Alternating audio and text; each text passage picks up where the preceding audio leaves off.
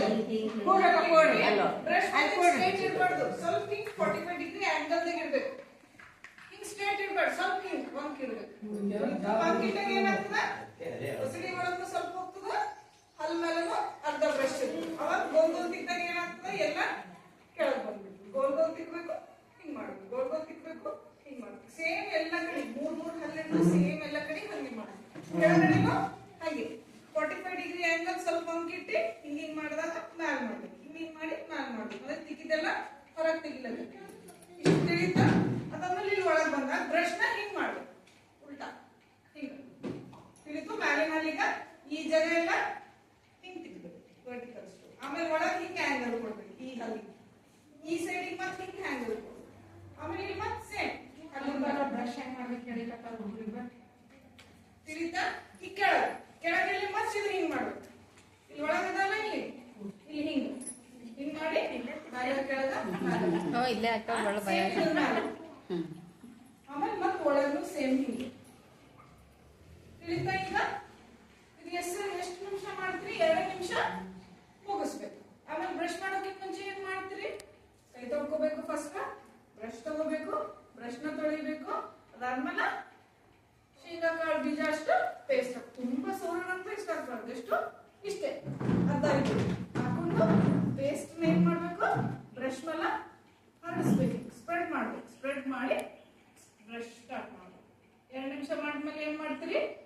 Brush ನ ತೊಳೆದು ವಾಪಸ್ ಜಾಗಕ್ಕಿಟ್ಟು ಬಾಯಿ ಒಳಗೆ ನೀರ್ ಹಾಕೊಂಡು ಕುಳ್ಳಿ ಮಾಡ್ಬೇಕು. ನೀರ್ ಹೆಂಗ್ ಕುಳ್ಳಿ ಮಾಡ್ಬೇಕಂದ್ರೆ ಎಲ್ಲ ಹಲ್ಲಿನ ನಡುವೆ ನೀರು ಹಿಂದ ಮುಂದೆ ಆಗ್ಬೇಕು. ಹಂಗ್ ಕುಳ್ಳಿ ಮಾಡಿ ಪ್ರೆಷರ್ ಇಂದ ಉಗುಳ್ಬೇಕು. ಉಗುಳ್ದಾಗ ಏನಾಗ್ತದ, ಎಲ್ಲ ಏನೇನ್ ನಾವು ಉಜ್ಜಿರ್ತೀವಿ ಎಲ್ಲ ಹೊರಗೆ. ಇದು ತಿಳಿತಲ್ಲ ಹೆಂಗ್ ಮಾಡ್ಬೇಕಂತ ಹೇಳ್ಬಿಟ್ಟು. ಈ ಬಾಯಿ ಒಳಗೆ ಏನೋ ಬ್ಯಾನಿ ಆಯ್ತು, ಕೆಂಪಾಯ್ತು, ಹಂಗ ಏನಾರ ಆದಾಗ ಏನ್ ಮಾಡ್ಬೇಕು, ಸ್ವಲ್ಪ ಬಿಸಿ ನೀರಲ್ಲಿ ಉಪ್ಪು ಹಾಕೊಂಡು, ಥ್ರೋಟ್ ಇನ್ಫೆಕ್ಷನ್ ಆಯ್ತು, ಬಾಯಿ ಒಳಗೆಲ್ಲ ಏನಾರ ಪೇನ್ ಆಯ್ತು, ಬಾವು ಬಂತಂದ್ರೆ ಏನ್ ಮಾಡ್ತೀರಿ, ಬಿಸಿ ನೀರಲ್ಲಿ ಉಪ್ಪು ಹಾಕೊಂಡು ಸ್ವಲ್ಪ ಮುಕ್ಕಳಿಸಿ. ಈಗ ಮಕ್ಕಳಿಗೆಲ್ಲ ತಿಳಿದ್ ಹೆಂಗ್ ಮಾಡ್ಬೇಕು, ಗೋಲ್ ಗೋಲ್ ತಿಳಿದಲ್ಲ? ಓಕೆ. ಈಗ ದೊಡ್ಡವರಿಗೆ ಸೇಮ್, ದೊಡ್ಡವರಿಗೆ ಏನಂದ್ರೆ ಆಂಗಲ್ ದಾಗ ಇರ್ಬೇಕು. ನಾವು ಸ್ವಲ್ಪ ನಾವ್ ಯಾವಾಗ್ಲೂ ಹಿಂಗ್ ಇಟ್ಟು ಹಿಂಗ್ ತಿಕ್ತಿವಲ್ಲ, ಹಂಗಿಲ್ಲ, ಸ್ವಲ್ಪ ಸೊಟ್ಟ ಇರ್ಬೇಕು. ಮ್ಯಾಲಿಂದಕ್ಕೆ ಸ್ವಲ್ಪ ಸೊಟ್ಟ ಇಡ್ಬೇಕು, ಕೆಳಗಿಂದಕ್ಕೆ ಸ್ವಲ್ಪ ಸೊಟ್ಟ ಇಡ್ಬೇಕು. ಸೊಟ್ಟಿದಾಗ ಏನಾಗ್ತದ, ಅರ್ಧ ಒಸಡಿ ಒಳಗೆ ಹೋಗ್ತದ, ಅರ್ಧ ಹಲ್ಲಿನ. ಬರೀ ನಾವು ಹಲ್ಲು ತಿಕ್ತಿವಿ ಇಲ್ಲ, ಇದು ಒಸಡಿ ಖುಲ್ಲ ಇರ್ತದ, ಜಾಗ ಓಪನಿಂಗ್ ಇರ್ತದ, ಅದ್ರೊಳಗೆಲ್ಲ ನಾವು ಊಟ ಮಾಡಿ ತೊಳಗು ಕುಂತಿರ್ತದ. ಅದನ್ನ ನಾವು ತೆಗಿಬೇಕು.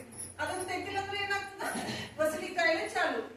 ಒಸಡಿ ಉಬ್ಬೋದು, ರಕ್ತ ಬರೋದು, ಒಸಡಿ ಕೆಳಗಿಳಿಯೋದು, ಇದೆಲ್ಲ ಪ್ರಾಬ್ಲಮ್ಸ್ ಬರ್ತಾವ. ಬಾಯಿ ವಾಸನೆ, ದುರ್ವಾಸನೆ ಬರೋದಕ್ಕೆಲ್ಲ ಪ್ರಾಬ್ಲಮ್ಸ್ ಚಾಲು ಆಗ್ತದೆ. ಸೊ 45 ಡಿಗ್ರಿ 3 ಹಲ್ಲು ಒಂದ್ಸರಿ ತಗೋಬೇಕು. ಬ್ರಷಿಗೆ 3 ಹಲ್ಲು ಬರ್ತಾವ್ರಿ, 10 ಲೆಕ್ಕ. ಹಂಗ್ ಮಾಡ್ಕೊಂಡು ಒಳಗಿಟ್ಟು ರೌಂಡ್ ರೌಂಡ್ ತಿರುಗಿಸಿ ಕೆಳಗೆ, ರೌಂಡ್ ರೌಂಡ್ ತಿರುಗಿಸಿ ಕೆಳಗೆ. ರೌಂಡ್ ರೌಂಡ್ ಇಲ್ಲ ಅಂದ್ರೆ ಹಿಂದ ಮುಂದನೂ ಮಾಡ್ಬೇಕು. ಬ್ಯಾಕ್ ಫ್ರೋತ್ ಇಲ್ಲ ರೌಂಡ್ ರೌಂಡ್ ಮಾಡ್ಕೊಂಡ್ಬಿಟ್ಟು ಸೇಮ್ ಎಲ್ಲ ಜಾಗದಾಗ ಹಂಗೆ ಕಂಟಿನ್ಯೂ ಮಾಡಿ. ಸೇಮ್ ಮತ್ತೆ ಉಲ್ಟಾ ನಾಲಿದ್ದಾಗ ಬ್ರಷ್ ಹಿಂಗ್ ಹೋಗ್ಬೇಕು, ಈ ಜಾಗಕ್ಕೆ ಹಿಂದ ಮುಂದೆ, ಒಳಗ್ ಸೇಮ್ ಹಿಂದ ಮುಂದೆ, ಈ ಕಡೆ ಒಳಗಡೆ ಹಿಂದ ಮುಂದೆ, ಕೆಳಗಡೆ ಬಂದಾಗ ಬ್ರಷ್ ಮತ್ತೆ ಉಲ್ಟಾ. ಈ ಜಾಗ ಬಹಳ ಇಲ್ಲಿ ಮೈಲ ಜಮಾ ಆಗೋದು ಬಹಳ ಹೆಚ್ಚು ಪ್ರಮಾಣದಲ್ಲಿ. ಯಾಕಂದ್ರೆ ನಾವು ಏನ್ ಉತ್ಪಾದನೆ ಆಗ್ತದೆ ಇಲ್ಲಿಂದಾನೇ ಬರೋದು, ಈ ಜಾಗದಿಂದ. ಸೊ ಈ ಜಾಗ ನಾವು ಯಾವಾಗ್ಲೂ ಬ್ರಷ್ ಮಾಡಿ ಕ್ಲೀನ್ ಇಟ್ಕೋಬೇಕು. ಸೇಮ್ ಒಳಗಡೆ ಹಿಂದ ಮುಂದ, ಹಿಂದ ಮುಂದ. ಆಮೇಲೆ ಮತ್ತೆ ಸೇಮ್ ಹೊರಗಡೆ ಉಲ್ಟಾ ಇಟ್ಟು ಕೆಳಗಡೆ 45 ಡಿಗ್ರಿ ಆಂಗಲ್, ಬ್ಯಾಕ್ 4 ಇಲ್ಲ ರೌಂಡ್ ರೌಂಡ್ ಮಾಡಿ ಹಿಂಗ್ ಮಾಡಿ ಪೂರಾ ಇದು ಆದಾಗ ಏನ್ ಮಾಡ್ಬೇಕು, ಅರ್ಧ ಗ್ಲಾಸ್ ನೀರ್ ತಗೊಂಡು ಬಾಯಲ್ಲಿ ಹಾಕೊಂಡು ಕುಳ್ಳಿ ಎಲ್ಲ ಜಗಕ್ಕೆ ಹೋಗ್ಬೇಕು. ಬರೀ ಹಲ್ಲಷ್ಟೇ ಅಲ್ಲ, ಬಾಯಿ ಒಳಗ ಅಂಗುಳ ಎಲ್ಲ ಜಗದಾಗ ಹೋಗ್ಬೇಕು. ಹೋಗಿ ಕುಳ್ಳಿ ಮಾಡಿದ್ರೆ ತಿಳಿತಲ್ರಿ. ಬಾಯಿ ದುರ್ವಾಸನೆ ಇದ್ದವ್ರು ಎರಡು ಸರಿ ಬ್ರಷ್ ಮಾಡೋದು. ದುರ್ವಾಸನೆ ಕಮ್ಮಿ ಆಗ್ಬೇಕಂದ್ರೆ ಬಹಳ ಕಾರಣಗಳದಾವ. ಆಸಿಡಿಟಿ, ಗ್ಯಾಸ್, ನಾಲ್ಗೆ ಮೇಲೆ ಊಟ ಮಾಡಿದ್ದೆಲ್ಲ ಜಮಾ ಆಗಿರ್ತದ. ಸೊ ನಾಲ್ಗೆ ಕ್ಲೀನ್ ಮಾಡೋದ್ರಿಂದ ವಾಸನೆ ಬರೋದು ಕಮ್ಮಿ ಆಗ್ತದೆ.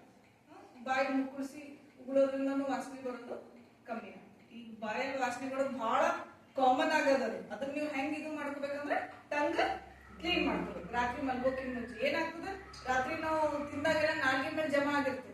ಸೊ ಬ್ಯಾಕ್ಟೀರಿಯಾ ಏನ್ ಕೀಟಾಣುಗಳು ಇರ್ತದೆ ಅದ್ರ ಜೊತೆ ಆಕ್ಟ್ ಮಾಡಿ ಏನ್ ಕ್ರಿಯೇಟ್ ಮಾಡ್ತದ, ಗ್ಯಾಸ್. ಆ ಗ್ಯಾಸೇ ವಾಸನೆ ಬರೋದು ನಮ್ಮ ಬಾಯಿಂದ. ವೊಲಟೈಲ್ ಸಲ್ಫರ್ ಆಸಿಡ್ಸ್ ಅಂತ ಹೋಗ ಅವೇ ದುರ್ವಾಸನೆ ಬರೋ ಕಾರಣ. ಇದನ್ನ ನೀವು ಅವಾಯ್ಡ್ ಮಾಡ್ಬೇಕು.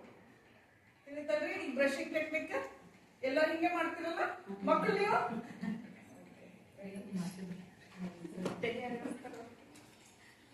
ಜೋರ್ ಹ್ಞೂ ಅನ್ರಿ